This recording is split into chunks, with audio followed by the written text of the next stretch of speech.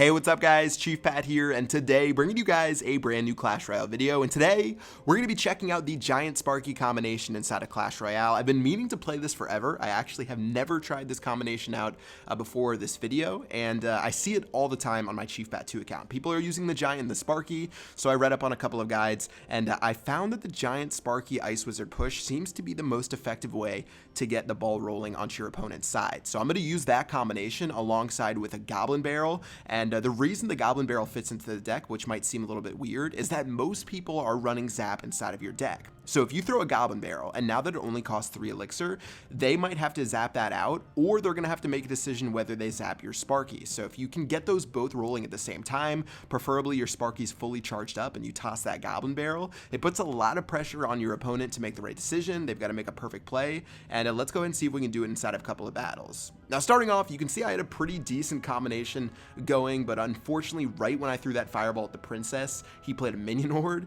and the Minion Horde just ended up eating through my entire combination. So we got a little bit of damage on the tower from the Fireball, but we're not looking too hot right now. So I'm just going to go ahead and get ready with the Goblin Barrel as well as the Zap. So Goblin Barrel goes down, Zap goes down as well. It's going to take 3 hits for a tower to kill that Goblin Barrel, so it ends up doing a pretty decent amount of damage to the tower. But take a look at the pump disadvantage that we're at. This guy has a massive elixir advantage, and honestly, if I were him, I would rather be in his shoes than mine. So we're gonna have to play this pretty well. Let's play the mini P.E.K.K.A. We're also gonna play the Fireball to take care of that Horde, which does give us a 1 elixir positive trade, plus he plays the Zap, making that a 3 elixir positive trade. So we're just gonna have to fight and be more efficient than our opponent if we're gonna be able to make up that deficit that we have. So actually things aren't too bad right now. We did pretty well, but again, another elixir collector is going to go down. He's just sort of going crazy with the elixir pumps, and we're just going to have to play our game. Hopefully we can take care of this tower on the right hand side, but check out what I'm going to do. I'm going to do an Ice Wizard plus a Zap, getting ready for those goblins. Doesn't look like he's actually going to play it, so those goblins are going to get a complete combination off against that tower. I did play the Fire Spirits on the left hand side to take care of the mini P.E.K.K.A. and then my own mini P.E.K.K.A. on the left to take care of his princess. So we're whittling that tower down with the Goblin Barrel. Of course, the Goblin Barrel doesn't do splash damage anymore since that one change that they made. I'm going to drop a Fireball and get a lot of value right here on the Minion Horde as well as the Goblin, but I did miss a single Goblin, and that's probably going to do like 500 damage to my tower. Just that one Goblin was doing like 70 to 80 damage per stab, I guess, and it ended up doing a pretty decent amount of work against my tower. But let's go for a big push down the right hand lane. He already played a princess on the left. He's preparing with a cannon. I'm going to go all in on the right hand lane. Not too worried about the princess. We can take care about that in a second. Let's zap down those goblins. We also hit the princess with the zap, and here's where we make a major move. He plays a 3rd elixir pump, and I'm all about elixir pumps. You guys know how crazy I am about them and how much I play them. But he definitely overcommits to gaining those resources, and because of that, my Sparky takes 1 shot to knock 1500 health off of his building. Another Sparky shot off onto the King Tower. You can see just how much damage it actually does, and that one hit ended up finishing off the game and giving us that victory. So a big mistake by our opponent, getting a little bit greedy for that elixir. I know a lot of people have that passive playstyle, including myself, to get as many elixir pumps down as possible, but there's a certain point where you have to flip the trigger and to realize that it was time to strike, and he didn't realize that. He played that last pump, and he was already gonna probably get destroyed on the right hand lane. So let's go ahead and get into another battle where we're gonna be facing off against Nova, everyone's favorite win trading clan, near the top of the leaderboard. All right, starting off, I've got the Giant as well, as he is going to play his minions as well as his Royal GG on the right hand lane. So a P.E.K.K.A, mini P.E.K.K.A plus a Giant on the right. I might take a little bit of damage, but that's okay. It could have been much worse, but still, Royal GG is going to knock us out. I'm going to play a Zap predicting some sort of skeletons, but I played it about a half second too early, and because of that, this Giant is going to be all but toast. So not a good start right now. He definitely got a pretty decent advantage in the very beginning. We're going to, I think, get 1 hit from our Giants off onto the tower, but take a look at the mini P.E.K.K.A sprinting towards our side of the map. I'm gonna have to use the Fire Spirits to kill it. It's still gonna get a shot off onto our tower, and with a nearly full health Musketeer, our tower is all the way down to 682. So definitely not the start of the game that we were looking for. That first Giant that we played and tried to combine into a push just turned out to be pretty tragic. So at this point, this right-hand tower might be as good as gone, but as long as we can get our combo down, we should be able to snowball this game out of control. So let's see if we can do that. Fireball down on the Hog Rider. I was hoping the Mini P.E.K.K.A. would get a second shot. Doesn't look like that's going to happen, but he did spend 10 elixir on that push. Keep that in mind. So let's get ready with our own Goblin Barrel towards the tower. I've got the Zap, which hopefully will come up sometime soon. My own Mini P.E.K.K.A. is going to try to do work right there, and I'm going to drop a Zap just a little bit too late to not get another Goblin shot off against the tower. But the tower's in 762. That's really not too bad, but I do have to be worried about that Royal GG that he can drop in the very center of my base. Nothing is more annoying than a Royal Giant in the very center that just shoots your left-hand crown tower. But it looks like he's going to go for a Mini P.E.K.K.A. push instead. Probably not the smartest idea because I'm going to be able to take that out fairly easily even with that Fireball. And the fact that he's wasting so much elixir on some of these trades gives me faith that as long as I play a little bit better, I should definitely be able to pull this game out. All right, so Giant in the very back. This is where we're going to make our first big push of the game. I don't even think I played a Sparky yet, so we can go ahead and play that right now. He's going to play his Royal Giant aiming towards my King Tower. Maybe not the most wise decision, and it's going to end up getting blasted by the Sparky. And at this point, you guys know the name of the game. The name of the game is Protect the Sparky. I'm going to put down some Fire Spirits for anything he might play on top of it. I've got the Ice Wizard, of course. The Sparky itself. Mini P.E.K.K.A. goes down and gets a Zap to the face. Zap's going to go down on top of that minion, or that group of minions, plus the Ice Wizard is going to take it out. And just like that, 25 seconds left in the battle, we've dominated him. The first tower is down.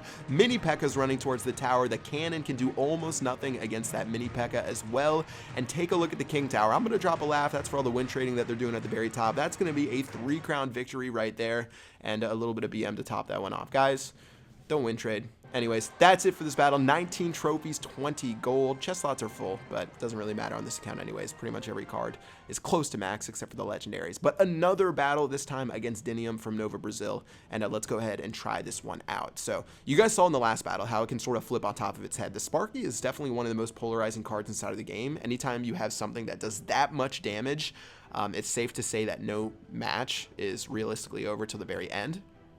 So you just got to keep your cool throughout the battle, pretty much similar to any battle, and try to be able to pull some things out. All right, so getting ready for this match right here, this push at least down the right-hand side, he's got the Barbarians, so Ice Wizard plus those Fire Spirits should do work. So Fire Spirits, you can see how fast those Barbarians go down. I've got the Goblins attacking the Crown Tower with the Giant taking aggro. Look at all that damage from the Goblin Barrel as my Ice Wizard does a little dance on the right. I don't know if you guys saw that, but Mini P.E.K.K.A. is going to go down on top of these Musketeers. Got to make sure they don't do too much damage to my tower. And meanwhile, on the right-hand side, I'm just going to zap that Barbarian as well as the Musketeer. I'm still going to take a couple of shots from the Musketeer, but if you look at his right-hand tower, things definitely are not looking too hot for him. So I do know that he has the 3 Musketeers now. So again, like any battle you play against any opponent, you should always be figuring out what they have inside of their deck and making adjustments on the fly. So now that I know that he has the 3 Musketeers, I can't use my Fireball unless I'm playing it on the 3 Musketeers, or it's going to end the game. It's just too risky of a play to try to do that. You can see I'm checking my Fireball damage to try to kill that tower, but I wouldn't do that till the very end of the battle anyways. But again, keeping the Fireball in my back pocket from here on out. Let's play a Goblin Barrel onto the tower and to get ready for the rest of the match. So Goblins are going to stab that tower all the way down, it looks like. It doesn't look like he has a Zap to be able to deal with that. And the Goblins on the right-hand side are just going to pretty easily die to that tower, and we can go ahead and go for a push on the left. So Giant is running down the lane. At this point, I'm wondering, is this guy going to be crazy enough to drop 3 Musketeers and to try to get Fireballed? So I've got the Mini P.E.K.K.A. ready, and he's actually going to play the 3 Musketeers. I play my Fireball as soon as possible, plus the Zap. I give him a little bit of a thumbs up because that one is pretty much done, and this tower is going to get smacked to death by the Mini P.E.K.K.A. as well as the Giant. And this game is pretty much as good as done. So you can see the decisions this deck makes your opponent play. And the moment they have a single slip up, things tend to go pretty south, as you can see inside of this battle. So 44 seconds left. I'm not too worried about even losing a single tower, so I'm just going to go straight for the win. I played the Sparky plus the Giant right there, and of course the Barbarians are just going to absolutely smack that down. So the Giant might get a couple of shots off against the tower, but really not too much to threaten the 3 crowns. So I'm just going to start one more push on the very backhand side of my base and to try to finish this game off. All right, so Ice Wizard is down. I've got the Mini P.E.K.K.A. on the left. I'm trying to avoid his troops as best as possible, and for some reason the recording got a little bit crazy towards the end, but you can see I picked up the 2 crown to 0 victory right there for 34 trophies. I don't know what happened. it was, yeah, nothing really happened with that anyways. The battle was pretty much over, as I said multiple times. Let's get into one more battle against Icky from Lively Colors. Looks like we are going to be facing off against a level 12. I've got the Ice Wizard starting off in the very back. Everyone's favorite level 5 Ice Wizard to see when they start off a battle. And like I said, the Giant Ice Wizard and the Sparky is my main combination, but I don't have the Sparky just yet, so I'm going to improvise a little bit and play the Mini P.E.K.K.A. on the right-hand side of the base. All right, so Fire Spirits go down right when the poison goes down. That's obviously not very good. I've got the Zap going down as well to try to stall that Mini P.E.K.K.A. So the Mini P.E.K.K.A. should die in just a second from that Ice Wizard shot, and already the very first tower of the game is going to go down with one more hit from the Ice Wizard, and obviously I made him pay big time for that Elixir Pump, so he's going to be in the hole for the rest of the battle. So now that that very first tower is down, which is always the risk of playing that early Elixir Pump, I can go on cruise control for the rest of the match. I don't have to do anything crazy, of course, because I'm not playing too seriously. I'm not like pushing for #1 in the world or anything like that. I'm just going to go for 3 crowns. I think I still need a couple of crowns for my crown chest anyways. So let's go and throw a Goblin Barrel in the back. I don't want him to pump up too much. We've got the Ice Spirit he's actually going to play, which is only going to freeze 1 Goblin. Definitely not worth for 1 Elixir right there. And meanwhile, my Ice Wizard on the right-hand side is going to shoot that tower all the way down to the 4600s, 4500s, 4400s. And yeah, it's still not low enough on the very top of the King Tower to make it worth it for me to attack instead of his left-hand tower.